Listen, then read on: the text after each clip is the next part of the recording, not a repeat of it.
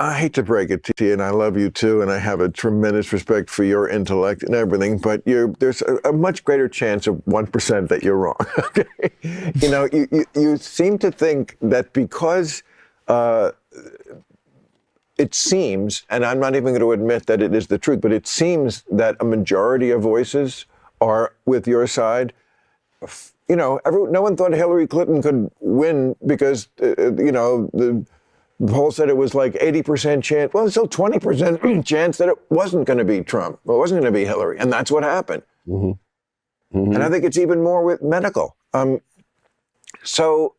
You use the term misinformation. Whose misinformation? The misinformation that I got from the United States government? Bill Maher brought on this woke idiot here, Sean Penn, onto his podcast, the Club Random Podcast. And once again, Bill Maher is shredding his own woke guests for just absolutely unhinged comments. I can't believe people still think like this guy thinks to this day. And he thinks he's so woke that he has to get shut down by someone like Bill Maher. Anyway, let's get into this clip here where Bill Maher destroys his own woke guests for ridiculous comments about lockdowns and Donald Trump and so many other things. Let's check it out. No, you're talking about what I wanted to say. This will get you back on track. Oh. Define fringe. 5%. 5 to 10% is fringe, I would say. I don't know if this is true now, maybe it's more, but I would say woke people I still think they're actually a fringe. I mean, most of the people, 80% of the tweets are from 10% of the people who tweet, Okay. That's a fringe, but fringes can be very powerful. But fringe has a kind of demeaning connotation. Which is why I don't like it when you used it, because it doesn't accurately describe. Let me tell you what I mean by fringe then. Okay. Fringe can be an absence of consciousness of interdependence. Fringe. Wow, that was so profound. He really thought he cooked there. He was like, I feel like a modern day philosopher right now. That was just unbelievably profound from this guy. Can be those who are misinformed or those who, for reasons beyond their control. I think, for example, it is a fringe that does not have a world perspective in terms of having traveled. Sometimes for socioeconomic reasons, others for a lack of curiosity. So you only have about 28% of Americans who have a fucking passport. What does that have to do? Well, you've traveled the world. Does it not give you a different view, a larger view of perspective? I'm so glad you brought that up, because a lot of the people who were saying that we shouldn't allow other points of view on Twitter and so forth were against points of view that were used in European countries. Sweden did better, they're saying, than any other European country, even Norway, and they followed less stringent guidelines than we did by far. They kept the schools open. They weren't masking children. They initially isolated the elderly. Yes, exactly, which is what you should do. And it ended up in calamity. Now, in Sweden, it did not. This just came out. It did. Should I get my phone out and Google it? No, no. I'm sure you. But it's a good example of, look, again, circling back to the beginning, is that because I have so much respect for you that every time I hear you talk about it, I do question my own position. Good. And that's why we're here. And that's what I think we do need more of, is that, and we've talked, I have great friends who are militantly on the other side of the political spectrum. And I've been able to keep those friendships and nurture them to a kind of higher level during this chaotic time, let's say the Trump time, let's say since 2016, where I just made a decision that, if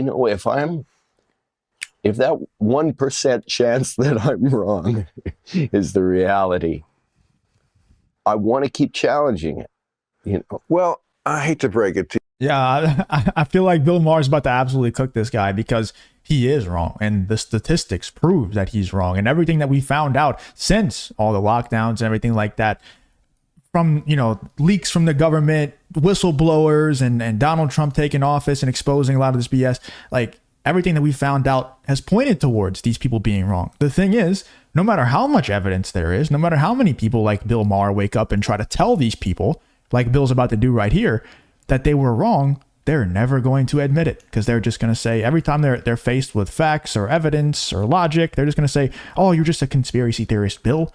Bill Maher is buying into right-wing conspiracy theory. That's all they're going to say. They don't want to, they're not here for the truth, man. None of these people have any interest in truth whatsoever. They're only here so that they can exist in a comfy little echo chamber, so you don't have to acknowledge the uncomfortable truth that they have been wrong, they've been lied to, they've been brainwashed. They're just never going to accept it. And the reality is they don't have to, right? It doesn't really change their life at all to accept it or to not accept it. It doesn't. Like, nothing's going to change by this guy realizing he was wrong. Like, nothing's going to change in his day-to-day life. So it's not like a life or death situation where you must accept this fact or you're going to die. Like, it doesn't really change anything. So he's not forced to accept it. And so it just leaves us frustrated because we have to deal with people on a daily basis that don't accept reality for being reality in so many different ways, not just this 2020 stuff. But in so many different ways, these people just act as if reality does not exist. They think that they can just mold their own reality to whatever they feel like is the right thing. I guess it's ignorance is bliss, man. I guess it's ignorance is bliss situation, because we're the ones that are left frustrated while they're just happy in their little echo chamber and they don't have to accept reality. And I love you too, and I have a tremendous respect for your intellect and everything, but there's a much greater chance of 1% that you're wrong. Okay? You seem to think that because it seems, and I'm not even going to admit that it is the truth, but it seems that a majority of voices are with your side. No one thought Hillary Clinton could win because, the poll said it was like 80% chance. Well, it's still 20% chance that it wasn't going to be Trump. It wasn't going to be Hillary. And that's what happened. Mm-hmm. Mm-hmm. And I think it's even more with medical. You use the term misinformation. Whose misinformation? The misinformation that I got from the United States government? If you enjoy content like this, then make sure to leave a like and subscribe to the channel. It really does help me out a ton. Let's get back to the video. I seem to remember 6 months when we were just all leaving our packages outside and rubbing it like it was a fucking stool sample or something. The natural immunity. You talk about other countries. Other countries have much more faith in natural immunity, which this country did up until this disease. Why are these opinions, which are shared by many millions of people, both laymen, who, by the way, a smart layman can know more than someone who, yes, did go to school. You could have graduated medical school in 1972 and not learned a thing since. Mm-hmm. It's 100% facts what Bill Maher is stating right here, man. I'm so glad that he is starting to wake up and call these idiots out. But you could, at the very beginning of everything, right? You could give these people the benefit of the doubt because we didn't know what was happening. Most of us were left in the dark, and you could even say this about the government and the health officials, the health professionals. They don't exactly know how bad the virus is going to be and all that stuff. You can give them the benefit of the doubt, right? They were just erring on the side of caution. But years removed from this thing, and these people still can't admit that they were wrong. They still can't admit that, the government took that opportunity to see how much they could control us. They still can't admit that. There's still people out there who are doing the bidding of the government, of these people who were trying to control us for no reason. It wasn't for our health and safety. You can give them the benefit of the doubt at first, right? I'm willing to do that. Maybe they were just looking out for our health, and they were just erring on the side of caution, right? Being super cautious. You could make that argument, but years removed and they still can't admit that they were wrong. That's when you're just being bad faith. That's when you no longer get the benefit of the doubt. You just don't. And that's where this guy is right here. But luckily, there are people who it kind of backfired on them, because there's people out there now like Bill Maher, who that situation is what I believe to be kind of the turning point. And when Bill Maher actually started to wake up and started to call these people out on Club Random and Real Time with Bill Maher and all of these shows. There's no law that you have to keep up. And could have learned a lot of wrong-minded things along the way. Right.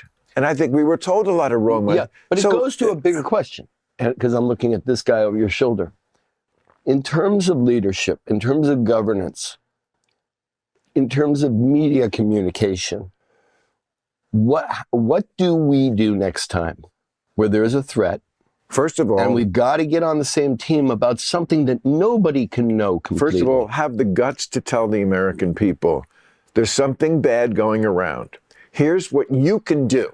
Here's how you can protect yourself.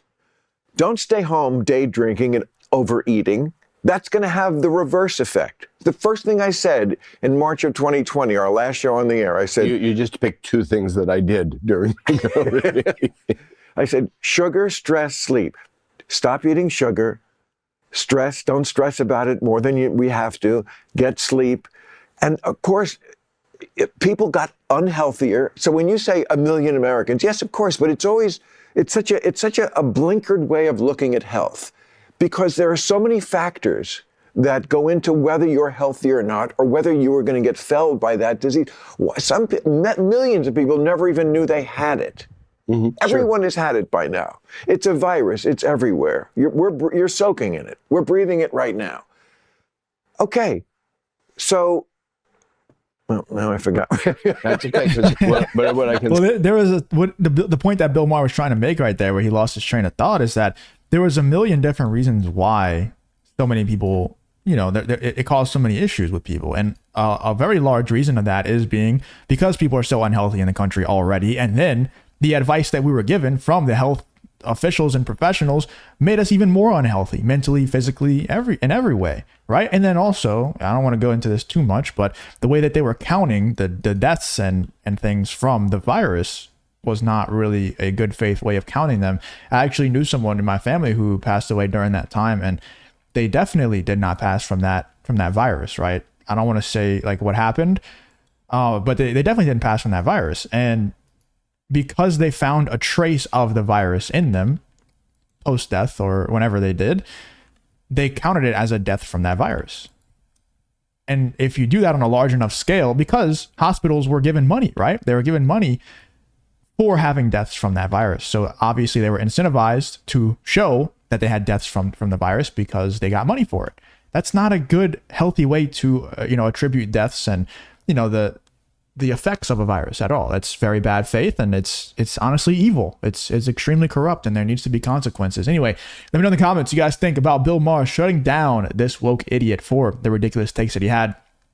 Absolutely glorious to watch someone like Bill Maher shred one of his own people, because you just know that these people are going on Bill Maher's podcast here just expecting to continue to exist in their comfy little echo chamber, but when they get just a little bit too ridiculous, Bill Maher has to call them out, and it's glorious to watch. Let me know in the comments what you guys think about this whole Bill Maher versus this woke idiot Sean Penn here.